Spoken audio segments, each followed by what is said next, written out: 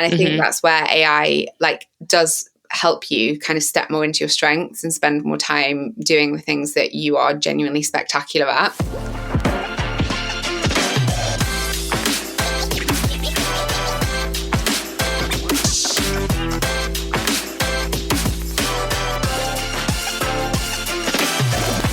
Hello and welcome back to the podcast.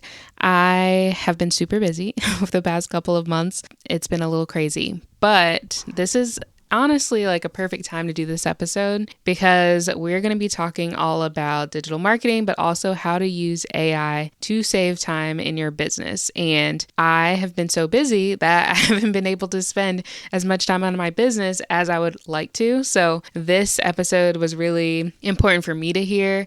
The discussion was important for me to have because I'm definitely in a position right now, as a single mom with hardly any free time to find ways to be more efficient, more productive, and potentially use AI to grow my business. So today I have a very special treat for you. I'm speaking with Menekse Stewart, who is an award-winning AI and marketing specialist and the creator of Marketing Magic, an AI-powered business growth tool that helps thousands of small business owners save over 40 hours each month. She has a very impressive track record of helping small business owners, creatives, and thought leaders elevate their online presence through innovative and strategic marketing techniques. She has a background in SEO, product management, marketing automation, and she's figured out a way to make somewhat complex marketing concepts very accessible and easy to understand, and honestly, the whole process, very enjoyable. So in this episode, she'll tell us about what AI actually is, the different types of AI, how you can use AI in your business, what specific tasks you should use AI for, and also what you should not use AI for. I thought that was super helpful, especially for digital product creators. So if you have a digital product or you're thinking about launching a digital product, definitely keep listening to hear her thoughts on that. I learned a lot and I know you will too. So let's go ahead and get started. Hello, welcome to the podcast. Thank you for having me. Yeah, I'm excited to chat with you. I feel like everyone is talking about AI these days and how to use it. There's so many new platforms and things popping up. So I'm excited to learn more from you. Yeah, I love any opportunity to get super nerdy about all things AI. So I'm delighted to be here. Yeah, well, people can probably pick up on your accent. Do you want to start by telling us a little bit about yourself, where you're at, and then also how you got into the online business space? Yes, thank you. So my name is Menekse, and I'm saying that because just from a pronunciation point of view, I always make sure that I give people the opportunity to hear it. And I'm based in London at the moment. I grew up in the UK, but my family is Turkish, and my husband is Church of England vicar.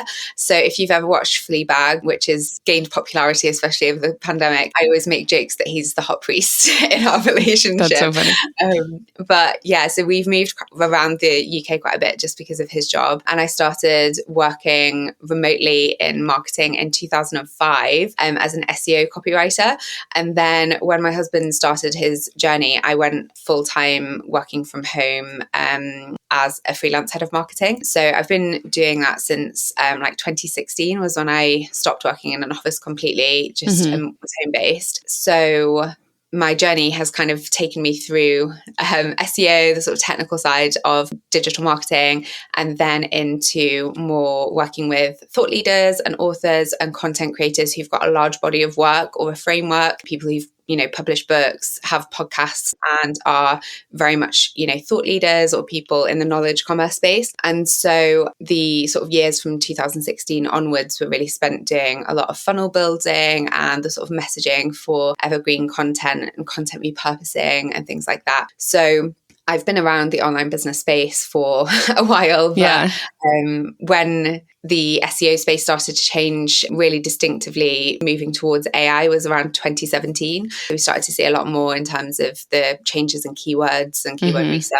around that time. And then it was 2022 that I started to actually build out tools for my own business that use generative AI to repurpose transcripts and things like that. So that's kind of a little winding potted history of who I am, what I do, and the things that I enjoy. So wait, how did you get into SEO to begin with? Did you go to school for that? No, I didn't. So I was actually 15 in Oh my gosh. 2005. So you can work out how old I was if you're listening to this podcast. Family had a lot of financial challenges when I was growing up. My dad ran his own business, and I actually always swore that I would never run my own business because it was so stressful for my family. So I would actually work he's Turkish and he has a kebab shop, which in the UK is such a stereotype. All Turkish people have kebab shops. So I used to work in the family kebab shop and I'm a hairdresser, a hairdresser or a kebab. And my family are both hairdressers and kebab men. So I used to work in the kebab shop from 4 p.m. until midnight. And then I would go home and rewrite medical articles basically for an early version of, it was something like Fiverr was how I got the gig originally, but it wasn't actually Fiverr.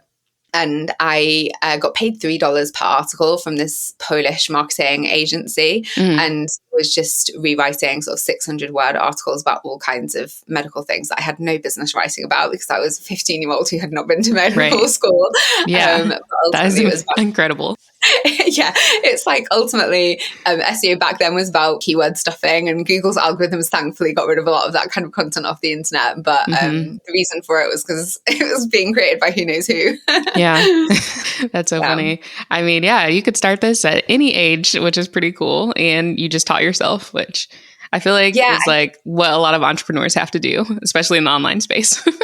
Yeah, and I think generationally, there's definitely a group of us who were around when you could use CSS and HTML to customize your MySpace profile. Yep. And hearts. Exactly. And so a lot of us, when we were on the internet as teenagers, were able to just do fun things and kind of play around with things. And I think it was quite nice before social media. There were forums and kind of connecting with people in different ways that allowed you to just play around and have fun with it. So yeah, I think, and that's the thing with the internet, right?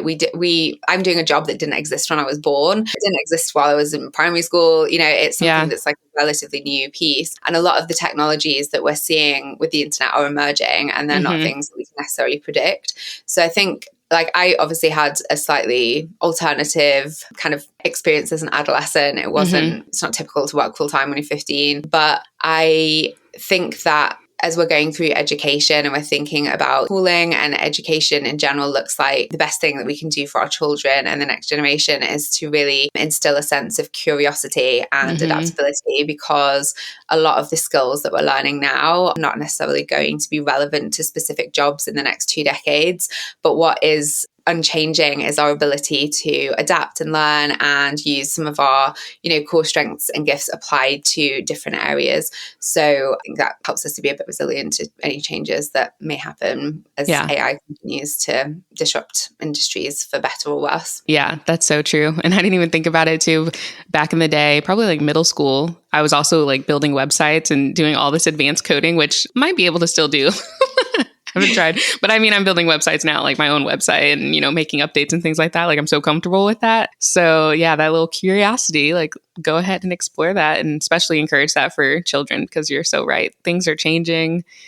I'm very interested to see, I just had a baby a year ago. So obviously she's not going to college for many years, but I'm not putting any pressure on her to go to college for that reason, because there's so many opportunities out here to be successful without that education, the traditional education. There's so many other opportunities out here. So yeah, I'm excited to see, especially how AI impacts all of this. Yeah, 100%. It was a really weird thing for me in 2018 because I started teaching SEO at a university for senior marketers, but I'm a sessional lecturer for digital marketing and stuff that effectively falls under postgrad level marketing, but didn't go to school for marketing or SEO because you couldn't go to school for SEO when I started doing it. So I think that's the other side of it, is that experience really does help you to learn. And after a certain number of years, your experience does count for where you're at with what you can kind of learn in college as well. So I think a lot of it is just that with employers, obviously there still can be a barrier. And I do think that this, having observed it, it's a lot more cultural in the US for a degree or a master's to be required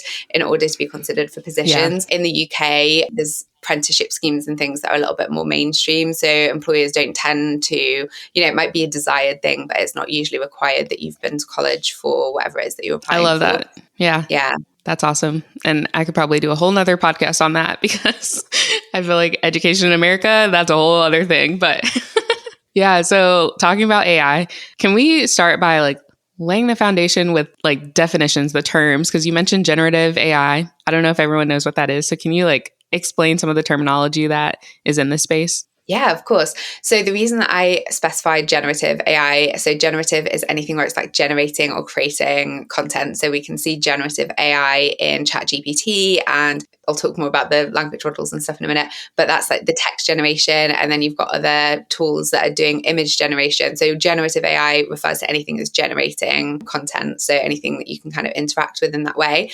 The reason that I specify generative AI is because AI has actually been part of our businesses and systems for like many, many years. It's just been invisible to a lot of us. But as an example, BlackRock, the investment firm, built an AI model in the late 80s called Aladdin, which has governed a lot of the financial systems. I think it was the US and UK governments who used it to get out of the 2008 recession. So they actually brought in the firm to like consult on how to like reboot the economy effectively. And then when you look at bigger companies like Amazon, in the UK, we have online shopping where you can do your groceries online. That's a really big, it's a smaller country. So it's a lot easier to get things like delivered within 4 hours or whatever. And I know that you have that in the US, but I'm not sure to like what extent the differences would be. But we have a company here called Ocado, and they're I would say they're like equivalent to something like Trader Joe's maybe, or maybe Whole Foods. And they have a like premises in the UK that is basically a warehouse with robotics and then 2,000 software engineers who like program the robotics and the hardware to sort all of the dispatch and the picking and all of that kind of thing. So just use that as an example because you can actually Google it and have a look at case studies and stuff going back to about 2017, I think was the first case study that I read about it. So you don't have people who are doing like factory work or doing the picking and packing, but you do have like 2,000 engineers who are all responsible for making sure that things are running smoothly. And that is a mix of sort of programmed intelligence and the actual hardware to complete the tasks that are being programmed as well. So artificial intelligence is really referring to anything that replicates something that would take cognitive intelligence from a human being. And there are many different formats that can take. Machine learning, which is what Google's algorithm was starting to do in sort of 2017 and beyond, refers more to an algorithm's ability to learn from inputs and to adapt based on things that are given to it. So when we look at generative AI, that is a very specific part of artificial intelligence, and it effectively is these large language models which are trained to understand and respond to natural language processing and things like that. So the simplest way to explain it is if you take one algorithm, like a simple algorithm that runs something like a social media platform or similar, with AI, what you're doing is like building multiple algorithms on top of each other that all talk to each other as well. And so when you give it a prompt, it is able to kind of learn as you're responding to it, but also it's self-referencing to make sure that the results that it gives you are accurate. So tokens are something that come up quite a lot when people are talking about generative AI.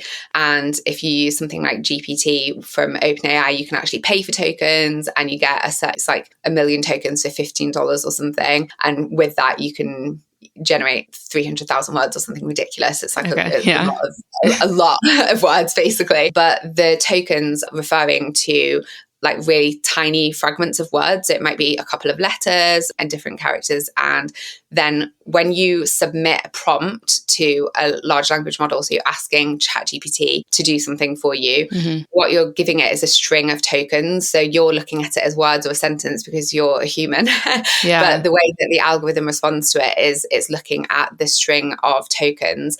And then based on the string of tokens that you've submitted, it's calculating the probability of the tokens it should give back to you. So when we're interacting with artificial intelligence, it can easily feel like it's reading our mind, or it knows, how does it know how to respond to that? Yeah. It's because it's been trained on so much data that it's basically doing maths at a very high volume to say, okay, well, what's the probability that this is the most accurate response based on the request that has been submitted? And it's the same with like Siri and Alexa as well, but you're obviously using your voice to give it something. And then typically what happens with that is the speech will be transcribed into text. So you've got that string of tokens, and then it's doing that speech to text piece.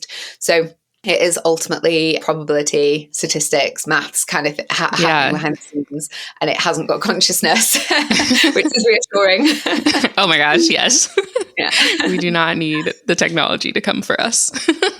Yeah, that's so interesting. It's like, you're putting in that one question or prompt or whatever, and there's so many things happening on the back end. Yes. That's really cool. I think it's like helpful. Like, I'm always overly cautious of giving like too technical explanations for things, but I think that it's a space where there is so much fear and like there's so many unknowns that even just knowing, okay, well, this is actually just mathematical probability is a really helpful reframe. And then also it helps you understand why so much of the AI generated content is noticeably AI generated. Like the longer that people are using it, the more we can spot what an AI social media post looks like, and we can kind of start to spot the content. And the reason for that is because the responses that you're getting from AI, the most likely response to what you've asked. So if you're not providing a good contextual framework when you're prompting it, you're going to get things that sound very generic or homogenous. And so that's why it's important for us to understand that when we're interacting with it, we need to know what we want and what we want it for, and be able to provide that context. Otherwise, we are going to end up with content that sounds like everyone else out there. Yeah. That is actually something that has frustrated me with AI. I've tried to use ChatGPT to like generate content ideas or whatever, random things, and it just doesn't sound like me. And I know it's because you have to like give it a lot of information and like tell them the tone and like what voice you want it to sound like, but it just never works out for me. So I'm just like fed up with it, because then I need to go back and edit it. And I'm like, I could have just done this myself rather than go through this. So So that's partly that's partly why I ended up building Marketing Magic, was because of that sort of gap between knowing like what you're doing and what you're selling and who your customers are, and being able to use AI to speed up the process and get momentum, but without ending up with just like spending huge amounts of time interacting with something like ChatGPT, where also you really shouldn't be putting your intellectual property into ChatGPT as well, because you put it in there and it's effectively putting it into the public domain. And then also just how generic the content was. So basically for the last like 18 months, I've just been on a like personal hyper focus to figure out how the best framework, the best model for creating a system where AI can sound as close to your own tone of voice as a solo business owner as possible. I love that. Because we shouldn't expect AI to ever be able to give us 100%, because if it can, it knows too much about us. Like it shouldn't be able to give us anecdotes or, share our personal experiences in the way that we share them, because they are part of who we are and part of our story. And we don't want to give that data to a corporation that ultimately is that's so true. A tech company. But what we do want is to try and get to the point where it's like 80% there, so that we don't have to spend a whole lot of time editing, so that we have got things that can be used to help us go from idea to implemented as quickly as possible. And we're not getting stuck in the weeds of things that we need to do in order to grow our business, but that ultimately drain our energy, drain our creativity, and leave us feeling a little bit stuck. Yeah. So I think that it's as a tool, like it's a great tool. And if we look at it through the lens of, creative output, it can do a really good job of the things that we don't necessarily want to have to do ourselves, but we can't afford to outsource to a human just yet. But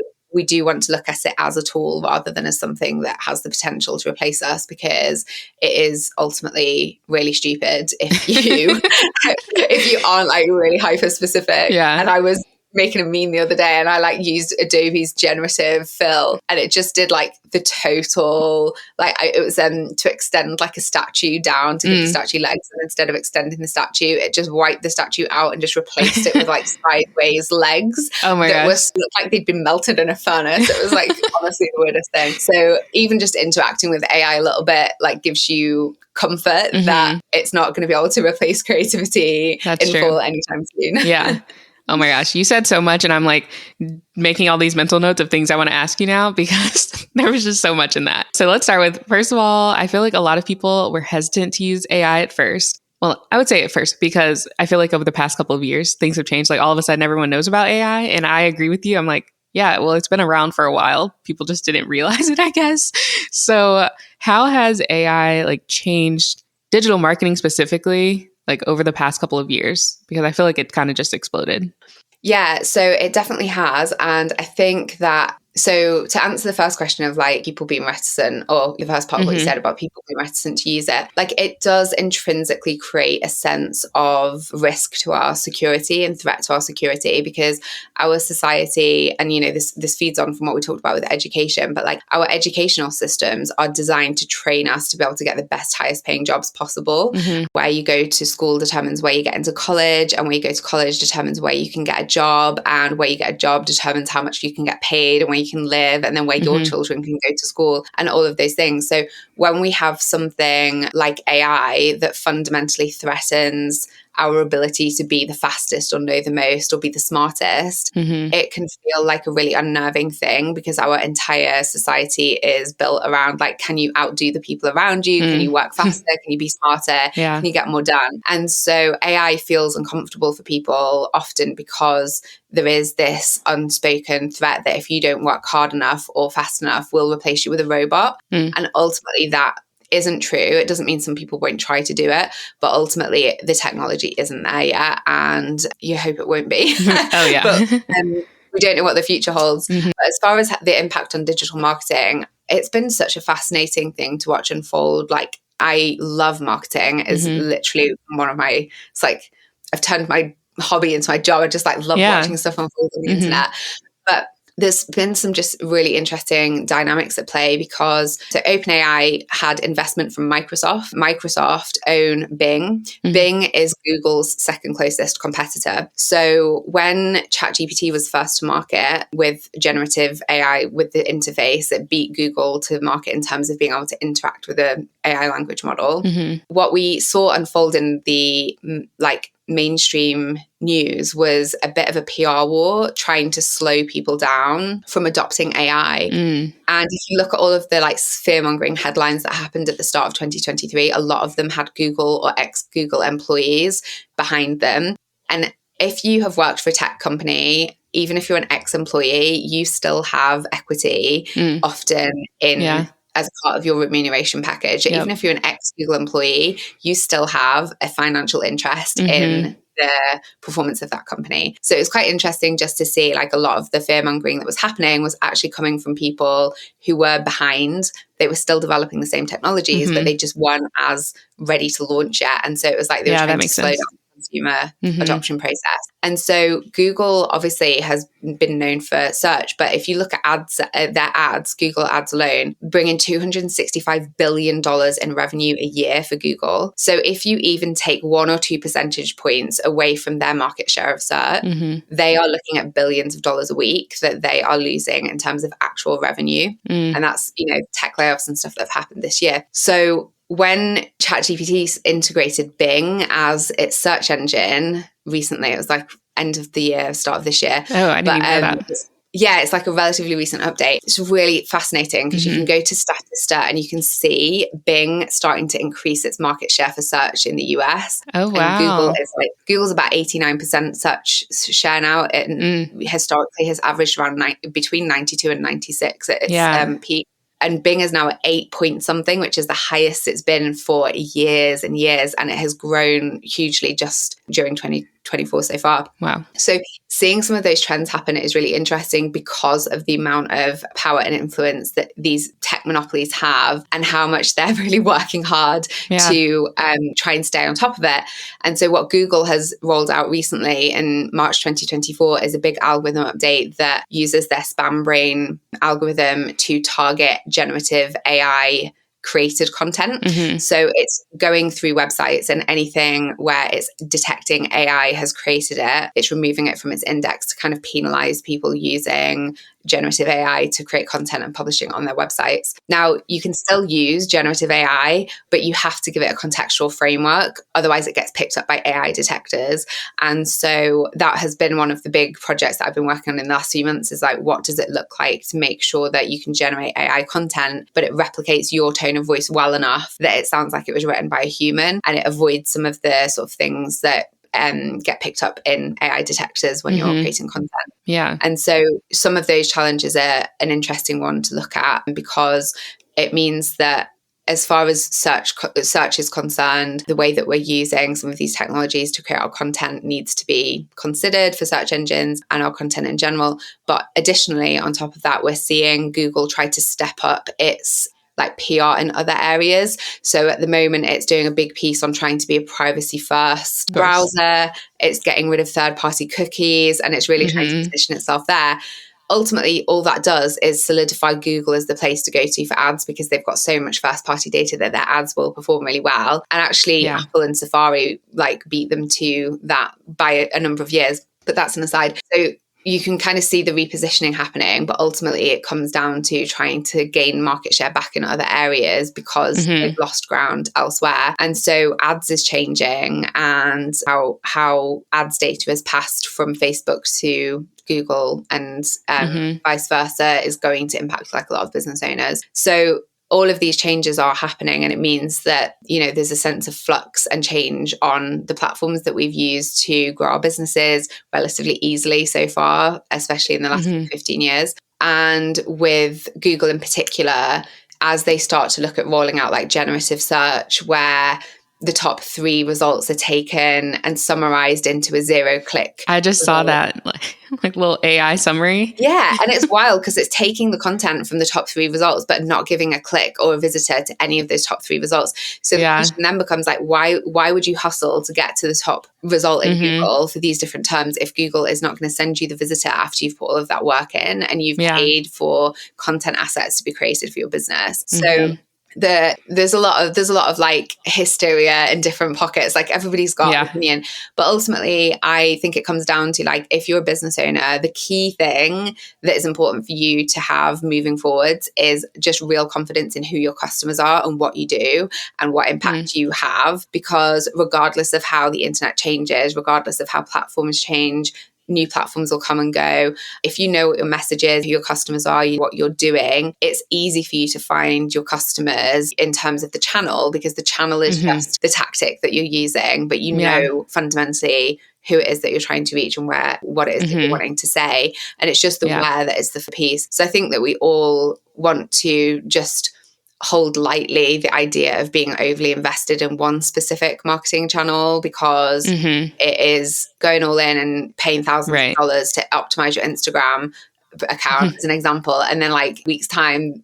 Instagram might change its algorithm. Like, we just want to be a little bit cautious about how much we are putting our eggs in these tech baskets when they're all basically having a toddler war with each other. I had never thought about it like that, but you're so right. And I'm a personal finance blogger, and in all the blogging groups right now, everyone's like, Google sucks. Like, they just took all of my traffic, you know, like everyone's so upset because a lot of people do put all their eggs in the Google basket. Yeah. And I guess that's turned out to not be the best situation for a lot of people. So yeah, you're so right about that.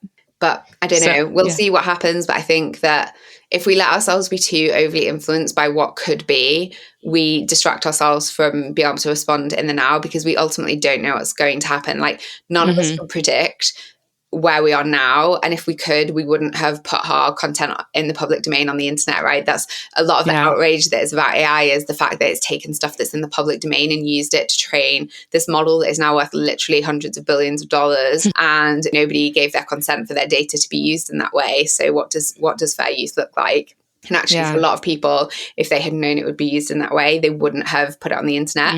And so we couldn't have predicted where we are now. And if we could have, we would have made different decisions that meant that the lawsuits that are happening now wouldn't be happening. Yeah. So even though we can see potentials for the ways it could go and what the worst case scenario could look like, we don't know that to be true. All we can do is take action in the current moment and be really clear about what our own boundaries are for moving forward. So, if we know that companies are misusing our data, we want to make sure that moving forward, we take our data privacy a lot more seriously and that we feel comfortable with what is public domain and what is not public domain and some of those things. So I think as long as you're confident in what it is that you're doing, the ability to navigate how things change and transition, you've got the energy for that. But if you're using all of your energy thinking about or considering the ways in which the technology could be used for the negative, you get into a little bit of a existential spiral that ultimately drains your energy and stops you from being able to take the action now that is going to help you have which impact we definitely in the don't future. want.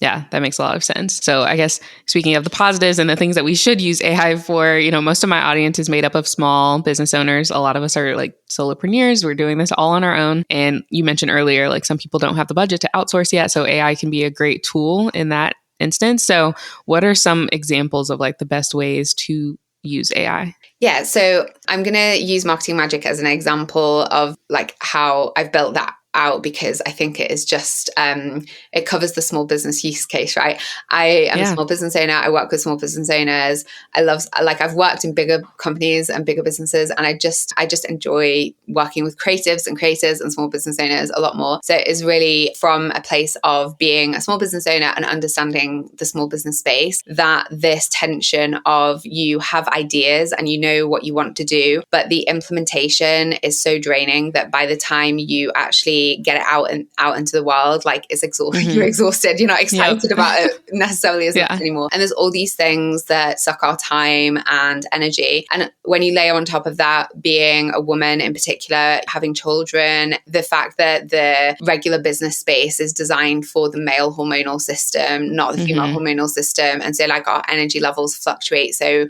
much more and have an impact on other areas of life as well. And just the amount of like unpaid labor that we are doing often, it means that the time that we have in our businesses is really precious and our energy is really precious. And so the question that I had like posed to myself was, how do you go from idea to implemented in 10 minutes? What is the shortest possible time frame? And so when I first was building out what has become Marketing Magic, I had 130 interviews from summits that I had done during the pandemic. I wanted to repurpose them into blog posts and social media posts. And I had briefed my team to do it, and it just kept hitting a bottleneck. And I was getting really frustrated with the fact that it was just on paper a really simple thing that needed to be done, but it was incredibly time consuming, and it was also draining because it was just repetitive. And so the first thing that I built was what has become Transcript Magic, which is repurposing a large body of text into other formats, but using your tone of voice. And so an example of how I used it this week was actually that I did a Q&A session on Tuesday, and I had like 20 minutes on quiz funnels, like building quiz funnels with AI. I took that 20-minute excerpt and I put it into Transcript Magic, and then I was able to reverse engineer a sales page and a product specification so that that's cool. A 90-minute masterclass that is like the full version of that in a couple of weeks. And it took me less than an hour to create the sales page, the checkout page, and the product specification and graphics and everything for that. And previously that would have taken me 6 hours probably, and I would have procrastinated so much in between different things.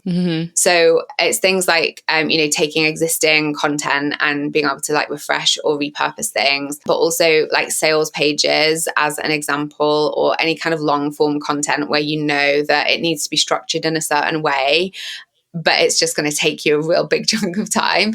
I did the transcript repurposing was the sort of first piece. And then the second piece was sales pages, because I have written them for clients like many times, but they take 40 hours and you have to do so much research and all of these different things. So I was like, okay, what would it look like to be able to create a sales page in the shortest amount of time possible? And you can generate a sales page in less than 3 minutes on Marketing Magic. Oh my gosh, that's amazing. It's the most satisfying thing. So cool. And that's kind of where that came to. And then the next thing that I tackled after that was like customer insight. So when you're like working in SEO, like a lot of the time that you spend doing an SEO project is market research, keyword research, customer journey mapping. Like you're really trying to understand what people are doing at what point so that your content is there when they're looking for it. And so the next tool that I built was customer journey tool, where basically you just can click and then it generates like the doing, thinking, feeling, success measures for being able to kind of measure at what point someone's moving into the next stage of the customer journey, keywords and FAQs for each of the 5 stages of the customer journey. So again, it takes like 2 minutes maybe in total to generate like all of that. And it means it's like eerily accurate every time. So sometimes I'm working with someone and I'll be in a call and I'll be like, I've not tested it with something like quite that niche before. So one of my clients that I was doing a call with has pickleball courses. And I was like, I don't even know what pickleball is. Like that's definitely an it's like a new thing that has also blown up.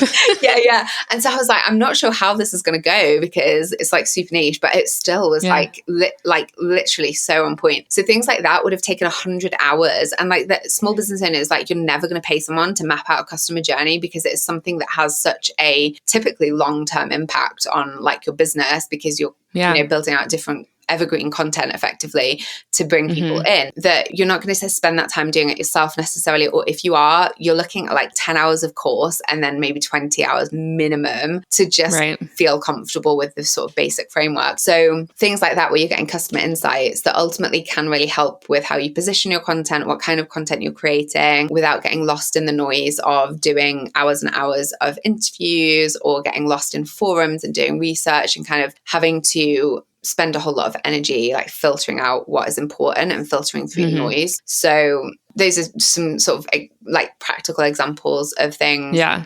And then my favorite one is that you could take a sales page and put it into like an AI machine. Like with Marketing Magic, we have the content repurpose tool that is designed for it, but take a sales page and turn it into a social media post or 3 social media posts. That's awesome. Turn it into an email. Like you can reformat things so easily. While they still retain your original tone of voice, but it just allows you to be showing up on different platforms without having to reinvent the wheel every time you need to promote something. And you can approach your content marketing in a very value-driven way that answers people's questions, but very naturally then leads into, oh, and by the way, I actually sell something that can help you more with this. And it just makes all of that feel a lot easier for people as well. Yeah, that's what I was about to say. It definitely sounds like it's easier. And this is perfect for small business owners, but especially new business owners, especially to the online space, because a lot of people don't understand digital marketing. They don't know how to like create a sales page or even create a social media post to promote their new product or business or whatever. And so like your tool helps address so many common problems. Like one, the time, obviously saving time, because a lot of people, especially if they're starting out, maybe they're working a full-time job at the same time, or they have a family, they're juggling kids and all that stuff. So like saving them time on that, which is really, really important. That's probably the best thing for me would be saving time. And then also like if they don't know how to do something, they're just stuck because they don't know what the next step is. Like, how do I create a sales page? I'm just not going to do it. That prevents you from making money. So like, yeah, I love that tool is helping people do these things easier. And it's the idea that we don't have to be the expert in every single thing in order to be the expert in the thing that we're the expert in. Love that. So, yeah. That was like a bit of a clumsy quote maybe, but we get so stuck in this like learning and not doing cycle because we know, we all are really aware of what we don't feel confident in. So the things that we are the weakest in are things where we're like trying to overcompensate, or like I need to learn that, I need to make sure that I do that. And it's really hard to break it once you actually do start to grow your business to a point where you don't need to be stuck in that as much anymore. But it just becomes like habitual, I think, for a lot of people. And I think that's where AI like does help you kind of step more into your strengths and spend more time doing the things that you are genuinely spectacular at. Yeah. Because you don't have to learn. You can learn a little bit if you want to. Like it's still available for you to learn manually if you want to, but you don't have to in order to be able to grow your business. You can grow your business without needing to train yourself to be a full-time marketer. And that is the thing that is freeing for people, really, because the sense of, the ick that people feel about selling when they first start out as well. There's so many things that are just like true of many people's experiences starting a business. And ultimately, if you are able to get a little bit of momentum with your ideas, start getting a little bit of traction, it becomes a lot easier to kind of work through, oh, okay, actually, I don't feel as bad about selling things now as I did before. Like previously, it would be like, oh, have I sold too much this week? Or maybe I shouldn't sell anything for another 2 more weeks because I need to get into some of these rigid thought patterns. Oh, yeah. But if you're getting a little bit of traction because you're able to kind of show up and do this marketing, and it's like an external piece that is kind of helping you take action without getting stuck in your emotional like experiences, it means that you end up ultimately with the space to be creative and to actually address some of those things where you're like, okay, well, if I want to keep growing my business, maybe I should talk to somebody about this, get some, work with a coach, get some therapy, like whatever it is that's going to help you kind of work through some of that stuff. But we spend a lot of time in fight or flight when we are either starting out or we're still in those like earlier and new stages of things. So the ability to kind of break out of that pattern is something that I think a lot of us just benefit from, even if we've been in business for a number of years, because again, it's just helping us to make sure we're thinking differently about the different things that we're working on and not getting stuck in the same. Yeah, exactly. Yeah, you definitely have to adapt over the years. I'm trying to think, I think I launched my blog in December 2017. So since then, so much has changed. Like there's so many new tools. And so, there's no way I could still be doing the same thing I was doing back then. You have to adapt and change and grow. So that makes a lot of sense. I'm curious to get your thoughts on this. So I teach people how to create and sell digital products. I feel like it's like one of the easiest and fastest ways to start making money online. And I'm starting to see a lot more like create an ebook in like 10 minutes with ChatGPT. And I'm just like, okay, I love that you're like encouraging people to create digital products. Love that part. But like, I don't know if we should be going this route. So what are some considerations, I guess, when it comes to creating digital products or whatever, like especially things that you're selling, I don't know, with AI? Yeah, so we definitely shouldn't be creating ebooks in 10 minutes and then selling them as digital products. Straight up, like off the bat, that is, I'm going to give you some like directive advice. Do not do that. It's not good. It's not a good idea.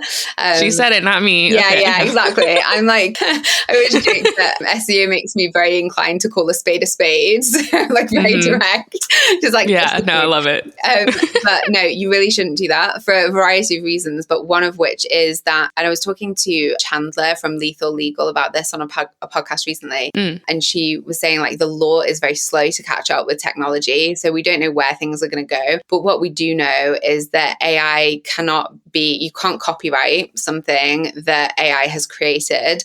In that, if you create something with AI and you publish a book and then somebody comes out with the same book that has also been generated by AI, you have no legal claim for that content because it has been created by AI, not by you. And that makes sense. That is something that from an intellectual property perspective, obviously find a lawyer.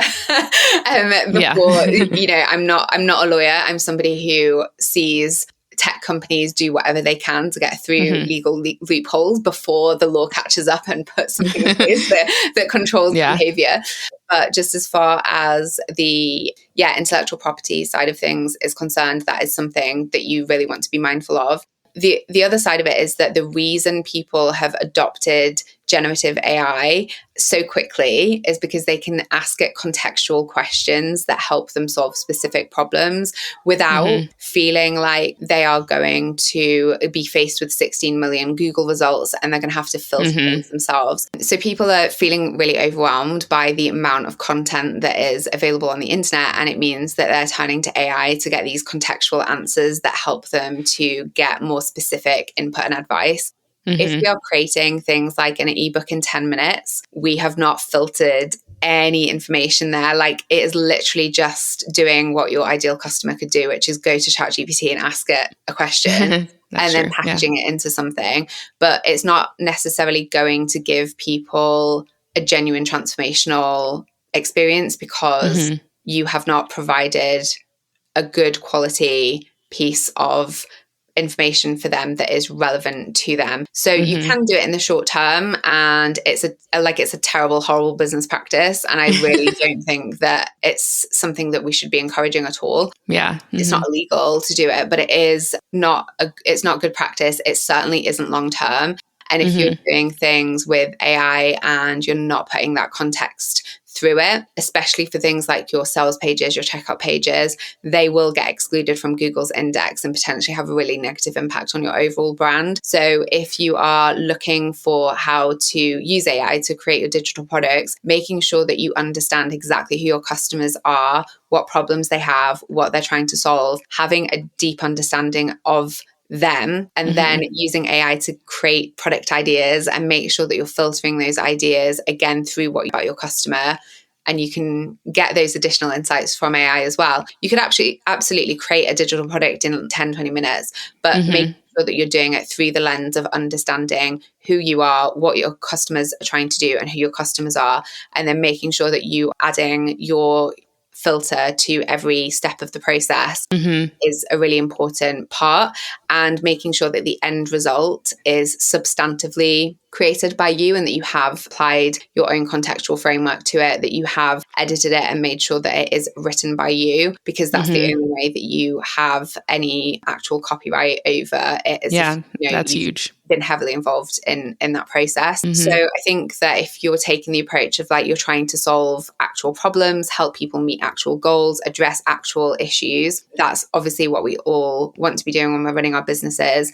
But the ebook approach in particular is one that is like adding to the fact that there's too much content on the internet and people are overwhelmed by it.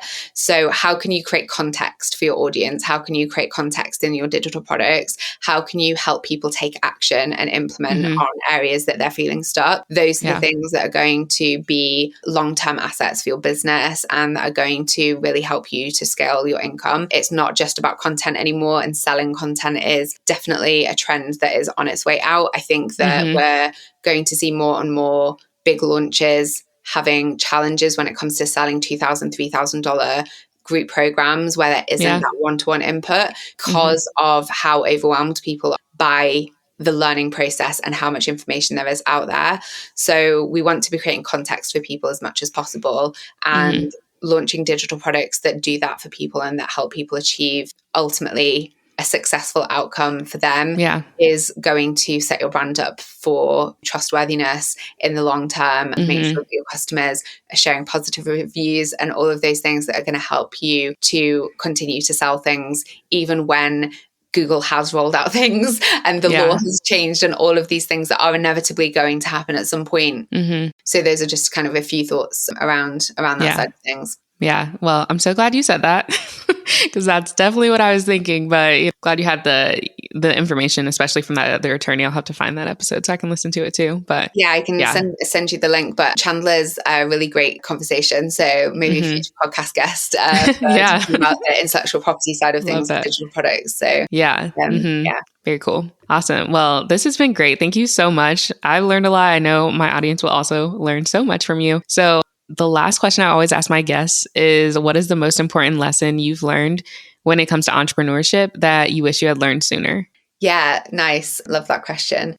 So for me, I wish that I had felt comfortable to be myself and to do things that I thought were a good idea sooner, because I have spent a lot of time doing coaching programs or group programs or courses and trying to do things according to the way that somebody else says that they need to be done in order to be successful. And they have been fine, but the reality is that we each have our own context and our own experiences. Being able to trust your gut and do something, even if the people around you think it's a bad idea or nobody understands the vision of what you're trying to do, I think is something that would have saved me a lot of heartache and a lot of just self-doubt over the years. So there's a quote from Grey's Anatomy that really stood out to me that is along these lines, which is that nobody thinks that I can do it. And the guy responds and says, they don't understand what you're trying to do. And I think that is often when we're in the business space, like you might have people around you or you might have people for sure that you're working with, and you can explain something to them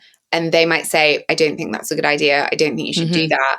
But they only have a tiny amount of context that you've shared with them. They don't see the whole picture. And so their advice is almost always going to be very limited and kind of myopic when it comes to their ability to really speak into the situation. And we don't need more of the same on the internet. We need people who are willing and bold, who are willing to be courageous and do things differently and do things ultimately that are going to serve your audience, instead of it being driven by ego or acceptance for the people who are already doing business and think you should do it a certain way. So yeah, just be confident and courageous in what you're trying to do. Try new things. Don't be afraid of it failing. That's, the fear of failure is a cliche, but nobody's system, my system, Jazzy's system, like anyone in the online business space's system, is going to help you build a 6-figure business if you don't know who